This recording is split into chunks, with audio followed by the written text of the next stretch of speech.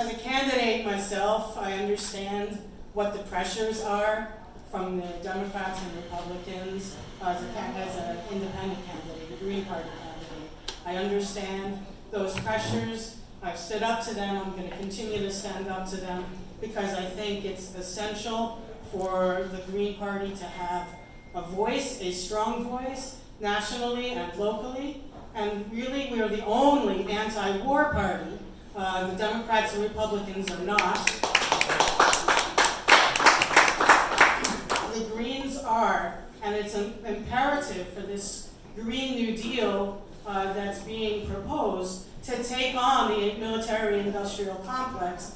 And not only, I mean, I'm impressed. I know there are other pockets of money that where the funds can come from to put forward this Green New Deal. But if we don't tackle the military-industrial complex, we're doomed to fail on a couple of different points, in a couple of different ways. One, war and the military is the biggest polluter in the United States and probably around the world, and the biggest consumer of fossil fuels.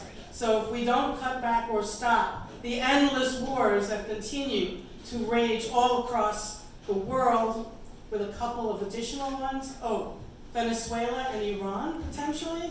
Is there a coincidence that there are tremendous amounts of oil resources in both of those countries? I don't think so. So we need to stop the move towards war. Now, one thing that Howie didn't say is that the Green Party takes no political action committee money. None, zero. So when we get to things like banning fracking, if we say we're going to ban fracking, then we're going to stand by that commitment to ban fracking. We don't have anybody whispering in our ear saying, "Oh, but we'll give you this money if you soften your position." No, no corporate money, no political action committee money. So a call for a ban on fracking is just that, call for a ban on fracking. Same thing in challenging the military-industrial complex. The Lockheed Martins, the Raytheons, the Boeings, the Honeywell. If we say we're anti-war, we're anti-war. We don't have Honeywell or Lockheed Martin or Raytheon talking in our right ear when we say something that says no. It's interesting because, and I'll just say one more thing in terms of the anti-war platform. Nuclear weapons and nuclear abolition, that's important and real, and I was working for that for almost 20 years as the director of New Jersey Peace Action. By the way, I retired in June of 2018, so I could run for political office. Didn't want to have that conflict in there. The nuclear abolition movement will have much more oomph behind it if we end these wars, because in Venezuela, in Syria, in Iran, in Palestine, elsewhere, Russia and the United States could come to heads. And if we're in a position where one wrong move could lead to war, then it's going to be harder to convince and persuade that nuclear abolition is important.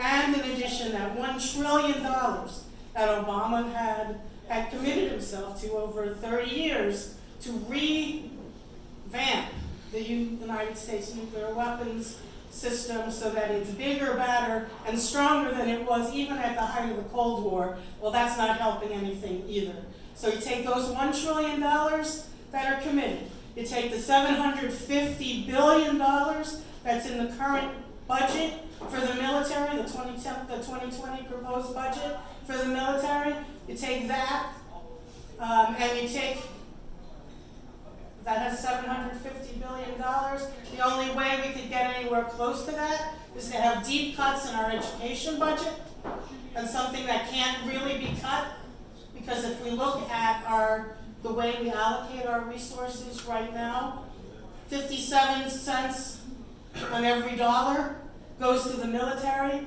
and 6 cents of every dollar goes to education.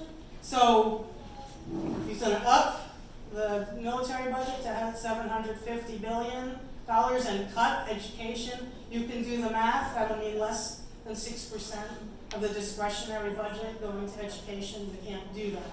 So we need to, plus, okay, so if we draw back, if we stop the wars, if we end the endless wars, if we don't start any new ones, we can negotiate and use diplomacy and other methods to resolve the problems that we have around the world. We take the pressure off those countries who are now investing more in the military because they feel a threat from the United States. We take the pressure off of them to keep investing millions of dollars into the military. Okay, and we also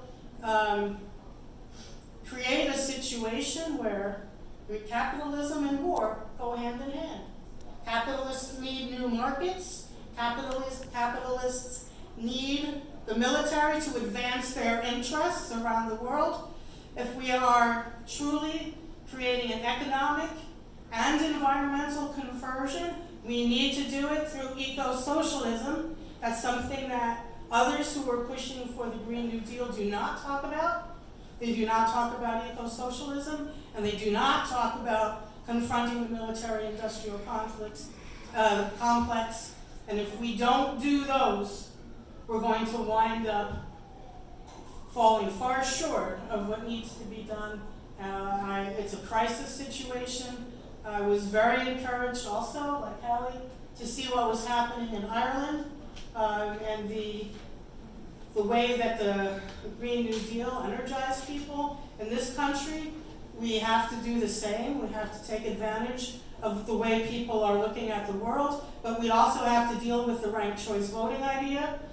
We have to give people more options, not fewer, at the ballot box, and we need the Green Party to be out there running strongly at a federal and local level, and I hope that I will be running for U.S. Senate. I have an exploratory committee for running for U.S. Senate in New Jersey in 2020, and I hope to get the endorsement in the next couple of weeks. So thank you very much, Howard, for what you do.